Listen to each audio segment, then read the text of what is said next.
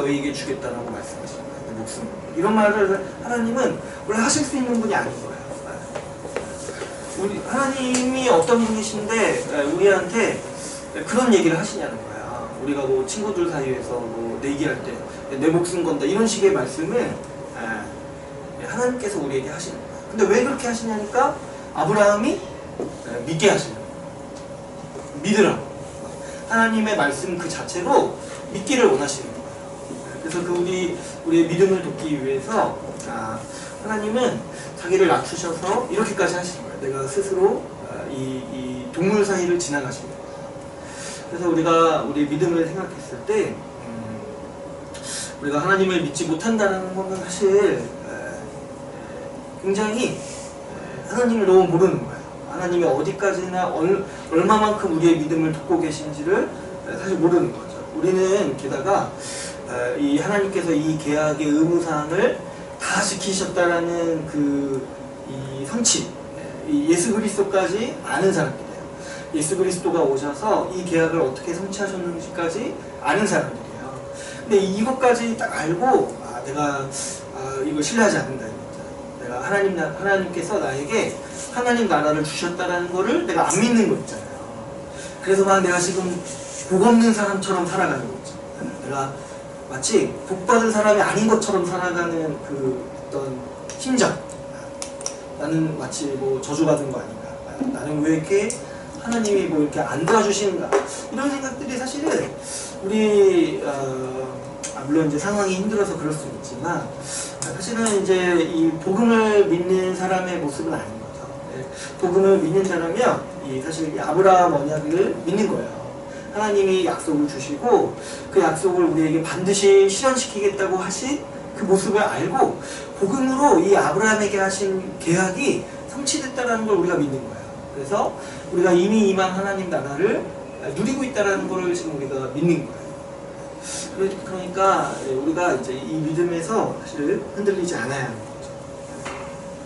아무튼 우리가 이제 아브라함 언약의 15장까지 이렇게 살펴보면서 하나님께서 얼마나 이 언약을 반드시 이루고자 하셨는가, 얼마나 우리에게 담보하셨는가를 우리가 지난 시간까지 다시 살펴봤습니다. 오늘 우리는 이제 제가 나눠드린 것 부분은 6페이지죠. 6페이지부터 시작하죠. 이 아브라함 언약의 다른 부분, 이 창세기 17장과 22장을 한번 같이 살펴보려고요.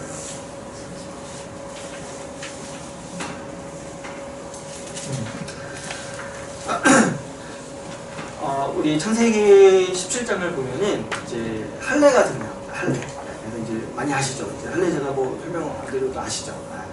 근데 하나님께서 이 아브라함 언약 가운데 뭐를 주시냐니까 할례를 주세요. 근데 이 할례가 사실은 아브라함과 같이 신약에도 계속 등장하는 주제예요. 아브라함에 대해서 얘기할 때 신약에서 이제 복음을 얘기할 때 아브라함도 얘기하는데 할례도 많이 얘기해요, 사실.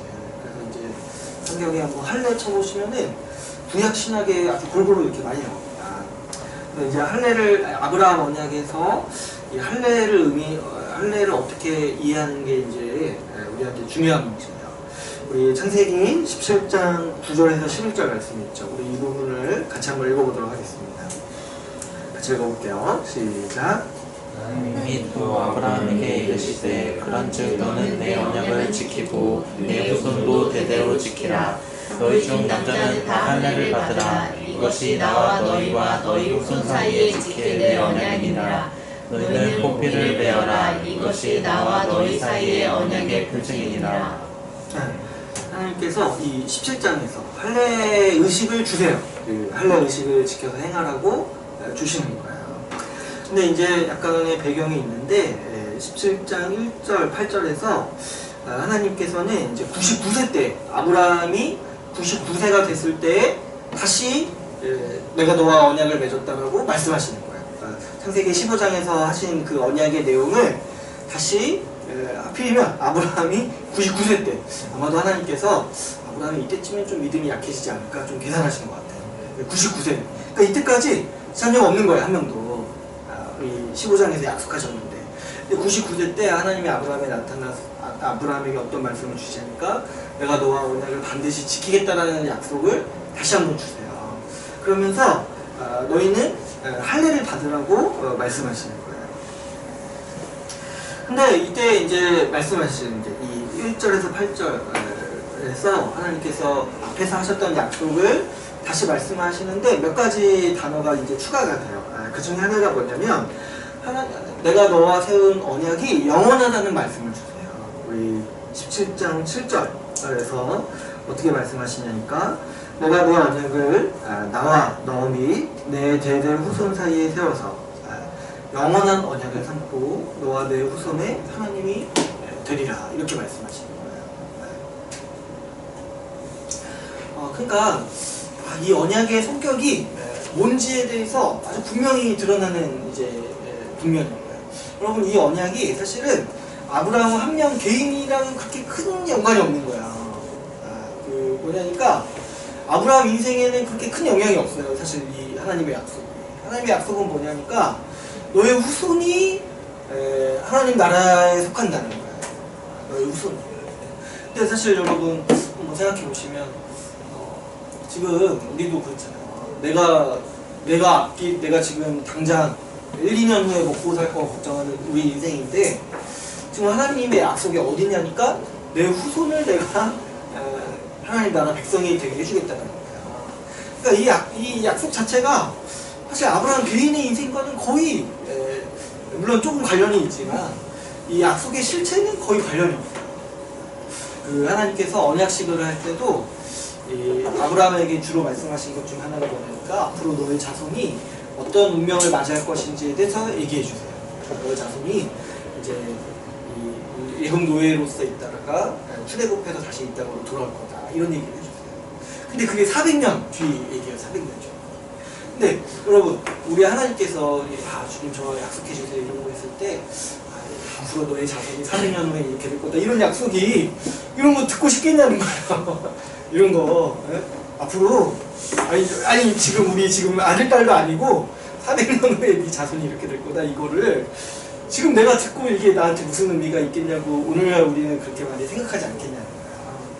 그럴 때 이 언약이라는 게 하나님의 영원한 약속인 거야. 이게 묵상하면 묵상할수록 정말 재밌어요. 하나님이 아브라함에게 영원한 약속을 맺으시는 거예요. 아브라함 한 명 개인에게 100몇 년 살다가 죽을 사람에게 내가 너와 영원한 약속을 맺겠다라고 하시는 이유가 뭘까 생각해볼 때 원래 사람이 영원히 사는 거야. 원래 사람이. 아브라함 신약에 보면은 하나님께서는 아브라함의 하나님이라고 말씀하셨어요. 아브라함의 하나님이고 야곱의 하나님이고 이삭의 하나님. 근데 그럴 때 그들이 죽은 자가 아니라는 거야. 살아있는 자는 거야. 하나님 앞에서.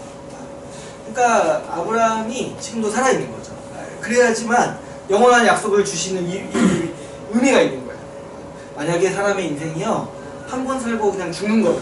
그리고 끝이라면 하나님이 이렇게 말씀하시는 건 진짜 너무 허세죠. 허세. 근데 우리 삶이 사실 영원의 시간 속에 지금 이 생을 하는 거예요. 그래서 이제 우리도 그래서 이 아브라함 언약을 지금 바라보고 있는 거예요. 이 아브라함 언약을 하나님께서 이루시고 앞으로 완성하실 때를 우리도 여기에 동참하고 있는 거예요. 그러니까 이 지금 하나님께서 아브라함에게 주시는 이 약속이 얼마나 이 거대한 스케일의 약속인지를 우리가 가늠할 수가 있죠. 영원한 나라를 세우시겠다. 너를 통해서 내가 이 바벨탑처럼 무너지지 않는 영원한 나라를 세우시겠다라고 약속하십니다. 우리 그 다니엘서를 보면은 여러 제국들이 일어났는데 다 무너지고 오직 하나 영원한 돌로 인해서 세워진 나라가 영원할 거라고 했어요. 그 약속을 지금 하나님께서는 아브라함에게 주고 계십니다. 이 아브라함 언약을 통해서. 그래서 하나님께서는 이때부터 이 영원히 무너지지 않을 하나님 나라를 약속하셨다는 거죠. 또 이때 하나님께서는 이제 언약 공식을 말씀하십니다. 언약 공식이라고 말하는 거는 이제 앞으로 언약이 나오면서 하나님께서 이 언약을 표현하실 때 주로 삼으시는 말씀인 거예요. 이 뭐냐니까 창세기 17장 7절, 17장 8절에서 나오고 있어요. 뭐라고 얘기하시냐니까 너와 내 후손의 하나님이 되리라. 그리고 내가 너희의 하나님이 되리라. 이게 이제 언약 공식이에요. 이 성경 구약에서 이런 말을 하면은 하나님께서 언약을 상기시키시는 말씀인 거예요. 내가 너희의 하나님이 되리라. 이거 길게 말하면은 너희는 내 백성이 되고 나는 너희의 하나님이 되리라. 신약에서 이거를 줄여서 말하는 게 뭐냐니까 내가 너희와 함께하리라. 이게 하나님께서 언약을 주시면서 하시는 약속입니다. 그래서 이 17장 1절에서 8절을 보면은 하나님이 원래 주셨던 약속의 내용을 다 반복하고 있어요. 내가 자손을 주리라. 그리고 땅을 주겠다. 말씀하고 계세요. 근데 한 가지를 얘기 안 하세요. 뭐가 있죠? 자손과 땅을 약속하신 거 말고 또 뭘 약속하셨죠? 12장에서? 네, 복을 주시겠다고 약속하셨어요. 근데 왜 복을 주시겠다고 다시 얘기 안 하시냐니까 이게 복인 거야. 내가 너희의 하나님이 되겠다. 내가 너희의 하나님이 되겠다.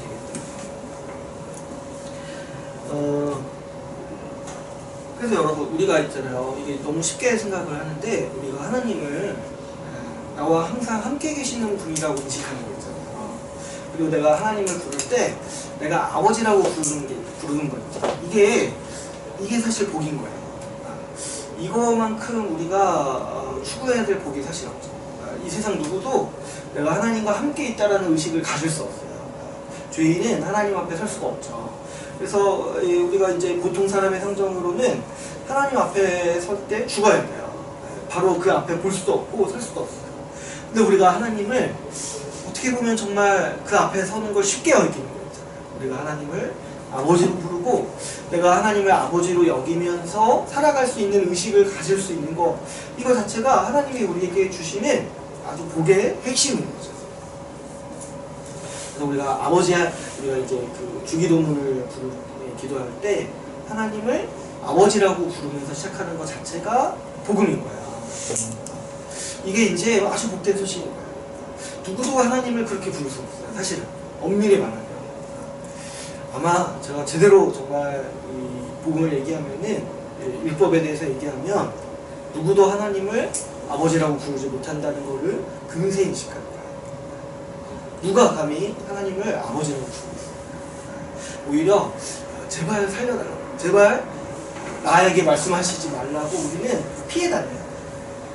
근데 하나님께서 어떻게 하신 거냐니까 내가 너희의 하나님이 되겠다. 내 이름을 너희에게 주겠다라고 말씀하신 거예요. 이게 이제 언약을 통해서 하나님이 이루시려는 궁극적인 목적인 거죠. 그래서 우리 이제 신약에서 완성된 것처럼 내가 너희와 거처를 함께 하시는 거, 내가 너희와 항상 함께 있는 거, 이게 이제 하나님께서 그분의 나라를 세우실 때 이루시는 아주 핵심적인 복이라고 할 수가 있습니다. 그래서 이 하나님께서는 17장에서 이 언약의 징표로서 할례를 주시는 거예요. 이 약속을 다시 말씀하시면서 이 약속들이 하나의 어떤 물리적인 실체를 통해서 그것을 기념하고 기억하도록 이 할례를 주시는 거죠. 그래서 우리 이 두 번째 할례 의식의 의미를 한번 살펴볼게요. 이 할례를 주신 아주 첫 번째 아주 중요한 목적은 하나님께서 이 언약을 기억하도록 하시는 의미가 있어요. 그래서 우리 거의 모든 언약을 보면은 하나님께서는 항상 이 물리적 표시를 같이 주세요. 우리 저기 창조 언약 때도 보면은 하나님께서 이 선악과를 보게 하셨어요. 그렇죠? 그리고 우리 노아 언약 때도 보면은 하나님께서 이 약속을 기억나게 하시려고 무지개를 우리에게 주셨어요. 그렇죠? 마찬가지로 하나님께서 아브라함에게 이 하나님이 주신 약속을 기억하고 믿으라고 이 물리적 표징으로 무엇을 주시냐니까 할례를 행하라고 말씀하십니다. 할례를 행하라고. 그래서 이 할례는 이제 특이하게 굉장히 강력한 표징이에요. 뭐냐니까 너희 살에 기록하면 살에 우리 표피를 베는 거잖아요. 그래서 그 정도로 까먹을 수 없도록, 절대 잊을 수 없도록, 그래서 항상 기억하고 항상 이것을 기억하고 믿으라고 이 약속을 믿으라고 주시는 거예요. 내가 너를 통해서, 너희 민족을 통해서, 너희 자녀를 통해서 반드시 하나님 나라를 세우겠다라는 이 약속을 믿으라고, 기억하라고, 이 살에 자기 몸에 새기는 이 약속으로서 이 표징으로서 주는 거죠. 그래서 이것과 이제 유사하게 하나님께서 이때 아브라함과 아내 사라의 이름을 바꿔줬어요. 그래서 이제 아브라함이라고 해가지고 만인의 아버지라, 그러니까 많은 사람들의 아버지라는 뜻으로 이름을 바꿔주세요. 그러니까 이것도 어떤 목적이에요? 항상 기억하라는 거예요. 항상 기억하고 믿으라는 거예요. 하나님의 주신 약속을. 근데 이때 믿음이 더 요구되는 시기였어요. 왜 그러냐니까 하나님이 안 이루어주셨거든요. 말씀만 있으신 거예요. 그러니까 하나님께서는 이거를 믿으라고 이제 할례를 주시고 이름을 바꿔주시는 거죠. 그래서 우리에게도 이와 비슷한 게 있어요. 뭐냐니까 우리 세례와 성찬도 하나님께서 우리에게 주시는 언약을 기억하라는 표징인 거예요. 우리가 매주나 정기적으로 예수 그리스도의 피를 마시고 예수 그리스도의 살을 먹는 게 뭐냐니까 우리가 언약 백성 안에 들어왔다라는 거를 기억하라는 거예요. 그래서 그 기억하고 그 믿는 믿음으로 살아가라고 우리에게 또 이 물리적 표징이 있는 거예요. 그래서 이 할례식은 굉장히 강한 표징이라고 할 수 있죠. 왜냐하면 우리 몸에 새기는 거니까 이게 뭐 떨어질 수가 없어요. 이거 어떻게 해요? 이 표징과 떨어질 수가 없는 거예요. 떨어지면 큰일 나죠. 이 표징과 떨어지면. 그리고 항상 보게 돼요. 내가 몸을 씻을 때나 화장실 갈 때 항상 우리 일상에서 계속 보면서 기억하게 돼요. 우리 이제 신약 백성에게는 사실 이 정도의 표식은 필요가 없어요. 왜 그러냐니까 우리는 성령을 받았고 하나님의 말씀이 우리의 표징인 거예요. 사실 우리에게 이 정도는 없는데 그때 당시에는 어때요? 이렇게 기록된 말씀이 없으니까 자꾸 까먹는 거야. 그러니까 하나님께서 살에 새겨주시는 거예요. 살이 하나. 그리고 이 할례 의식은 그 당시 이제 다른 사람들과 구별되라고 하나님께서 주시는 의식이라고 할 수가 있습니다. 사실 원래 고대 이집트에서는 이 성전에서 일하는 사람만 할례를 받았다고 해요. 이집트에서는. 근데 지금 이스라엘 백성들은 어때요? 이 아브라함의 자손 전체가 할례를 받죠. 그러면은 마치 어떤 의식이 있을 수밖에 없어요. 우리 민족 전체가 성전에 바쳐진 사람들입니다. 저 나라는 어떤 특정한 사람만 할례를 받는데 우리는 전체가 다 하나님께 바쳐진 사람들입니다. 그래서 우리는 다른 나라 백성들과 구별되어 있구나 이런 것들을 기억할 수 있죠. 그래서 할례를 통해서 이 다른 나라 백성들, 하나님을 모르는 백성들과 자신들을 구별하라는 의미에서 이 할례를 주십니다. 그래서 이 구약에도 보면은 이런 신약도 마찬가지고 유대인들이 할례 받지 않은 백성들을 굉장히 경멸해요. 왜 그러냐니까 하나님 약속 밖에 있다고 보는 겁니다. 이 할례 때문에. 그리고 또 이 할례 의식은 하나님과 이제 아브라함과 아브라함의 그 식구들, 자손들이 언약 백성이 된 거잖아요. 이 언약 백성이 이 하나님 앞에서 맺은 언약을 지켜야 될 필요성을 상기시켜주는 역할을 하고 있습니다. 그래서 이제 이 언약을 기억하라고 주셨다고 했죠. 근데 그 기억하는 것 중에 뭐가 있냐니까 내가 이제 이 언약 백성이니까 거기에 합당하게 살아야지 이것까지를 기억하도록 이 할례 의식이 기능하고 있다는 거예요.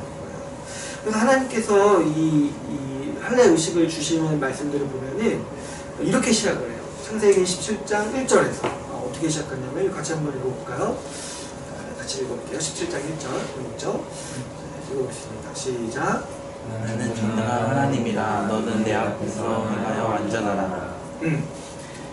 하나님 나라 백성, 이 언약으로 인해서 하나님 나라 백성으로 들어왔어요.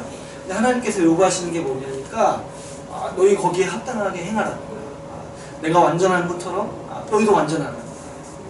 이거 이제 레위기 가서는 어떻게 말씀하세요? 내가 거룩하니까 너희도 거룩하라고 말씀하십니다. 너희가 이제 나에게 속하고 내 언약 안에 속했으니까 거기에 합당하게 살아가라고 얘기하는 거예요. 그래서 하나님께서 이제 이 17장에서 아브라함에게 내 언약을 지키라고 말씀하세요. 지키라고.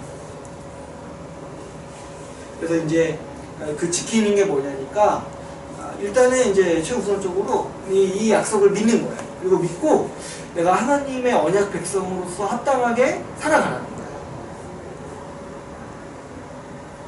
그리고 이 할례의식은요, 이 저주를 또 상기시키는 효과가 있습니다. 이 할례는 보면 베어내는 거잖아요. 그죠? 이거 경험하신 분도 있을 거예요. 그죠? 상당히 고통스럽고 굉장히 저주받는 것처럼 느껴져요. 네, 베어내는 거예요. 그래서 상당한 이제 이 고통을 감수하는 거죠. 근데 이제 이 남성의 이 생식기를 베어내죠. 근데 이때 하나님이 아브라함에게 약속하신 게 뭐냐니까 이 아브라함에게서 자손이 태어나고 그 자손이 하나님 나라의 언약 백성이 되는 것을 약속하셨어요. 그죠? 그러면은 아브라함은 이제 자기 육체를 통해서 자녀를 낳을 거를 기대하잖아요. 근데 하나님은 할례를 통해서 어떤 거를 알려주시고 있었으니까 이 베어낸다는 거는 이 표피를 베어내는 거지만 상징적으로 이 인간의 생식 능력을 베어낸다는 의미가 있는 거예요.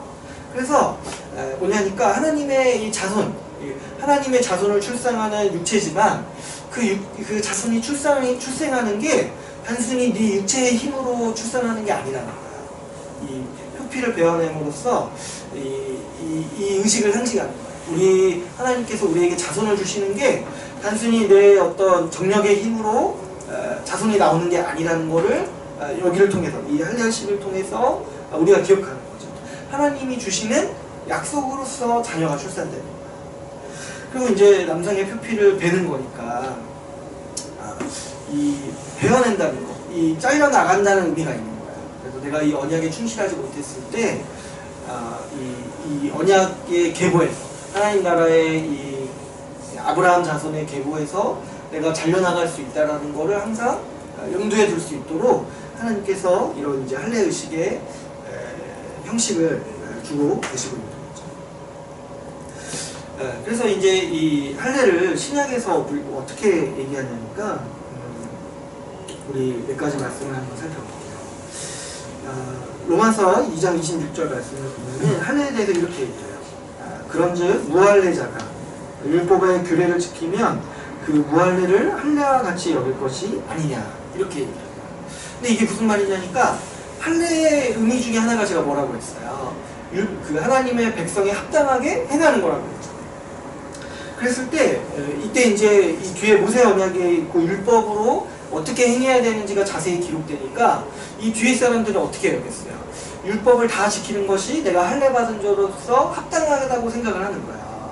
하나님이 원하시는 바, 율법의 언약 백성에게 원하시는 바가 뭐냐니까 그 앞에서 합당하게 행하는 거, 그 앞에서 거룩하게 행하는 거예요.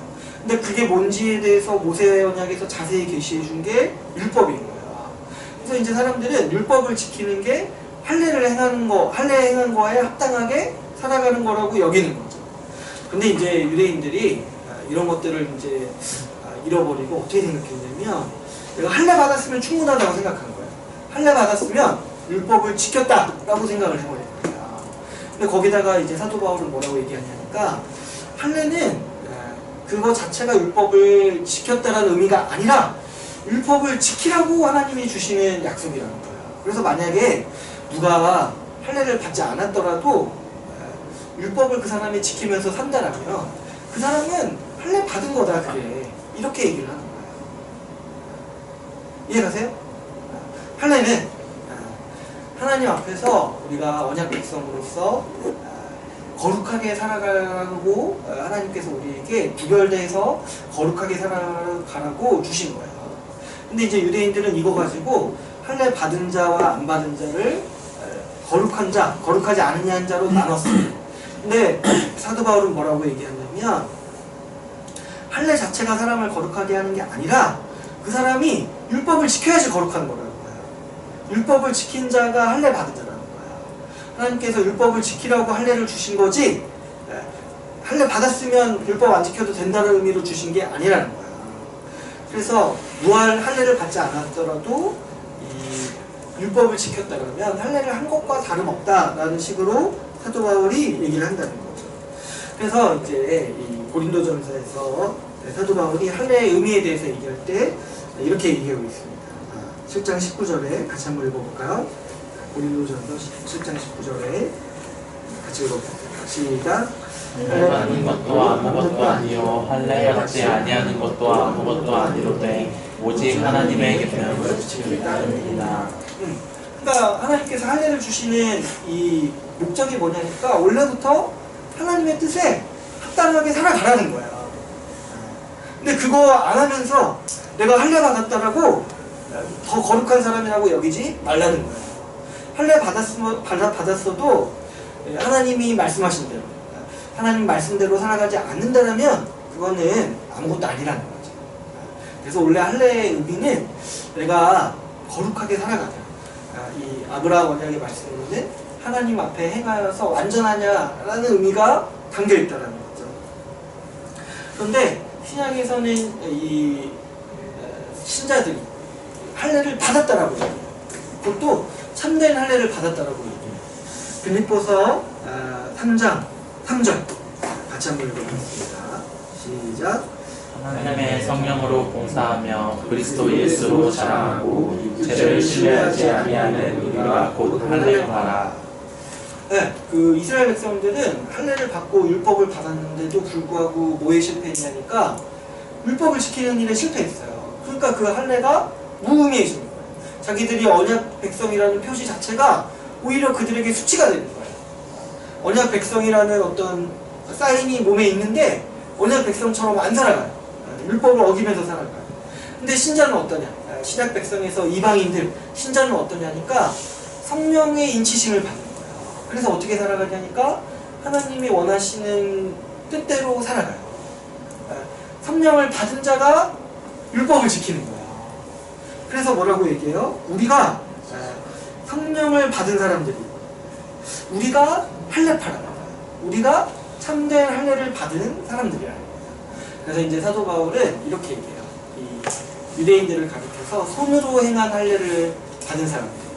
근데 신자를 가리켜서는 영으로 할례를 받은 사람들. 그래서 이게 뭐를 빗대어서 하는 말이니까 성령을 받은 사람들이 이미 할례를 성취한 사람들.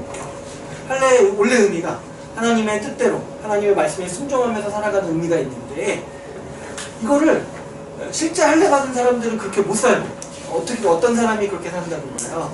성령 받은 사람이 하나님의 말씀에 순종하면서 살아가는 능력이 있으므로 성령 받은 사람이 뭐예요? 할례 받은 사람이에요. 할례. 그래서 골로새서 2장 11절 12절 말씀에서 이렇게 얘기하고 있죠. 같이 한번 읽어볼게요. 시작. 그래서 너희가 손으로 하지 아니할 할례를 받았으니 곧 육의 몸을 걷는 것이요 그리스도의 할례이라. 너희가 세례로 그리스도와 함께 장사되고 또 죽은 자들 가운데서 그를 일으키신 하나님의 역사들의 믿음으로 말미암아 그 안에서 함께 일으키심을 받았느니라. 네, 우리는 어때요? 손으로 하지 아니할 할례. 다시 말해서 성령을 받은 거예요. 성령. 그래서 이제 사도 바울이 이런 얘기를 왜 하냐니까 그 당시 사람들이 유대인들이 자기들은 구원받았다고 여겼어요. 자기들은 하나님 백성이다. 하나님 나라 백성이다 여겼어요. 근데 그 근거가 뭐냐니까 우리는 아브라함의 자손이다. 근데 그 근거가 또 뭐냐니까 우리는 할례를 받았기 때문에 아브라함 자손이다. 근데 이제 거기서 사도 바울이 뭐라고 말하냐니까 너희 할례 가짜라는 거야. 왜냐? 할례 받은 대로 안 살지 않냐. 그런데 우리는 성령을 받아서 하나님이 말씀하시는 대로 산다. 우리 마음이 변했고 우리가 율법을 사랑하고 율법을 지키면서 살아간다. 그러니까 우리가 할례 받은 자다. 우리가 이 이방인들이 아브라함 자손이다라고 사도 바울이 이렇게 얘기를 하는 거야. 그러니까 여러분 우리가 이 뒤에도 또 얘기하겠지만 아브라함을 우리가 믿음의 조상이라고 얘기하잖아요. 근데 우리는 뭐예요? 그러면? 우리는 아브라함의 자손인 거예요. 우리가 단군의 자손이기도 한데 아무튼 아브라함의 자손이에요. 아브라함의 자손. 이제 뒤에 가서도 좀 나누겠지만 마지막으로 할례를 살펴볼 때 우리가 할례를 잘 이해해야 돼요. 제가 이제 쌍무적 관계인가 이제 편무적 관계인가라고 했는데 이거 말이 약간 어렵지만 제가 쌍무적 관계 한번 얘기를 드린 적이 있어요. 이게 뭐냐니까 언약이 양 당사자가 의무를 지닌 것처럼 보인다는 거야. 어떻게 보면은. 근데 원래 언약은 그런 의미가 있는 거야. 서로 양 당사자가 지켜야 돼. 계약은 원래 다 그런 거잖아. 내가 일방적으로 나만 해야 된다는 계약은 사실 별로 없어요. 그래서 내가 양 당사자에게 의무가 있다, 지켜야 될 의무가 있다라는 걸 가리켜서 쌍무적 관계라고 얘기하는 거고, 아니다, 하나님만 일방적으로 의무를 가지시고 사람은 거기에 그냥 따라가는 거다 했을 때 이거를 편무적 관계라고 불러요. 근데 이제 사람들이 이 언약을 보다 보니까 이거 쌍무적 관계가 아니냐는 거예요. 지금 하나님께서 이 할례를 통해서 요구하시잖아요. 너희 내 언약을 지켜라. 지키지 않으면 어떻게 된다는 거예요. 내 백성에게서 끊어질 거예요. 그러니까 어때요? 내가 이 계약을 잘 준수하는가, 준수하지 않는가에 따라서 하나님도 네 언약을 지키시는가, 안 지키시는가가 판가름 나는 것처럼 보이죠. 그래서 사람들이 이거를 이제 쌍무적 계약이라고도 생각을 하는 거예요. 그래서 이제 이런 이제 패턴을 근거로 이 언약은 쌍무적 관계다. 그래서 우리가 좀 거룩하게 살지 못하면 우리 구원도 끊어지고 우리는 형벌 아래 계속 있다라고 주장하는 사람들이 또 우리가 내지는 하나님의 복을 얻기 위해서 우리가 율법을 열심히 순종해야 되고 우리가 선행을 해야 된다 주장하는 사람들이 계속 있는 거예요. 그 교회 역사는 교회 역사에서는 이런 사람들이 앞으로도 계속 있을 거예요. 지금도 뭐 이렇게 세간점 학파 이렇게 나와가지고 조금 다른 논리로 이런 얘기들을 막 하는 거예요. 그래서 이제 처음에 우리가 믿음으로 들어왔는데 나중에 이제 우리 행위를 봐서 하나님이 판단하실 거다라고 이렇게 얘기를 하는 거예요. 근데 이런 게 뭐예요? 쌍무적 관계인 거예요. 내 행동의 여하에 따라서 하나님이 날 판단하시는 거예요. 근데 이게 이제 사실은 근본적으로 아주 쉽게 말하면 뭐예요? 우리 복음서에서 얘기하고 신약에서 얘기하는 율법주의인 거죠. 공동주의. 그러니까 율법주의랑 공동주의는 언약적 관점에서 봤을 때 뭐냐니까 하나님과 우리의 관계를 쌍무적 관계로 이해하는 하나의 신학인 거예요. 그러니까 이 문제가 사실 굉장히 뿌리 깊은 문제입니다. 우리가 이 아브라함 17장을 보면은 실제로 그런 것처럼 보여요. 하나님께서 거룩하라고 요구하시고 할례를 지키지 않았을 때는 끊어버리라고 말씀하십니다. 끊어버리겠다라고 말씀하십니다. 그런데 이럴 때 이제 사도 바울이 뭐라고 얘기하냐니까 이 갈라디아서나 로마서에서 어떻게 얘기하냐니까 아브라함 언약을 잘 보라는 거예요. 하나님께서 약속을 먼저 주시고 그 다음에 우리가 합당하게 살라고 요구하시는 게 17장 할례라는 거예요. 그래서 약속을 12장, 15장에서 먼저 주시고 그리고 이미 15장에서 의롭다라는 선언을 먼저 주셨어요. 그리고 17장에서 너희는 합당하게 행하라고 하셨어요. 그러니까 뒤에 주어진 의무사항이 앞선 은혜를 취소하는 게 아니라는 거예요. 하나님이 우리에게 약속으로 주신 거기 때문에 만약에 하나님이 약속으로 주셨고 뒤에 가서 내가 이렇게 하라 저렇게 해라 만약에 이렇게 하면은 취소하겠다 하시면은 앞선 약속이 아니라는 거예요. 그게 은혜가 아니고 그것도 거짓말이라는 거예요. 하나님이 거짓말 하시는 거라는 거예요. 12장 15장에서는 내가 반드시 주겠다라고 약속하셨는데 만약에 17장 가서 하나님이 말을 바꿔서 너희가 이렇게 하면은 내가 이렇게 하겠다라고 말씀하신다면은 그거는 거짓말이라는 거예요. 그래서 우리가 이 관계를 이해할 때 우리는 이렇게 이해할 수 있어요. 하나님께서는 12장, 15장에서 먼저 은혜를 주셨어요. 먼저 구원하신 거예요. 먼저 약속을 주시고 15장에서 계약으로 인치셨어요. 이거를 아예 계약상으로 도장을 찍으셨어요. 그리고 나서 17장에서 너희가 내 언약 백성으로서 합당하게 살아라 라고 말씀하시는 거예요. 그러니까 이 관계는 우리가 이 바울 서신에서 보듯이 이 직설법과 명령법의 관계인 거예요. 하나님은 우리에게 은혜를 먼저 주시고 그 은혜에 합당한 삶을 원하시는 거예요. 우리의 어떠한 것을 보시고 우리에게 복을 주시거나 취소하시거나 그렇게 하시는 것이 아니라 그분이 은혜로 먼저 우리에게 복을 주시고 여기에 합당하게 살아라 라고 말씀하시는 거예요.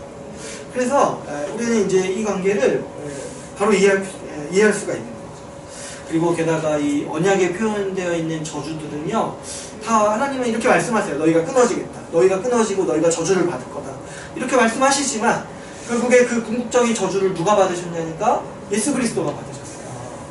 그러니까 하나님은 한 번도 우리에게 쌍무적 관계를 요구하신 적이 없으신 거예요. 그게 어디에 아주 분명하게 드러나요? 그 아브라함의 언약 십자가. 둘이 같이 지나시지 않는 거야. 하나님 혼자서만 이 계약의 의무를 지시겠다라고 말씀하시는 거죠. 그래서 이 할례 의식 역시도 우리가 뭐 합당한 삶을 살지 않으면 하나님이 너희 끊어버리겠다 이렇게 말씀하시는 게 아니라 하나님은 먼저 우리를 언약 백성으로서 구원하시고 너희가 여기 합당하게 살아라. 내가 준 만큼, 내가 너희에게 복을 베푼 만큼 너희가 그 안에서 살아라고 주시는 말씀으로 우리가 이해할 수 있는 거죠. 그래서 우리가 여기까지 해서 할례에 대해서 살펴봤습니다. 우리 10분 정도 쉬고 같이 또 보도록 하겠습니다.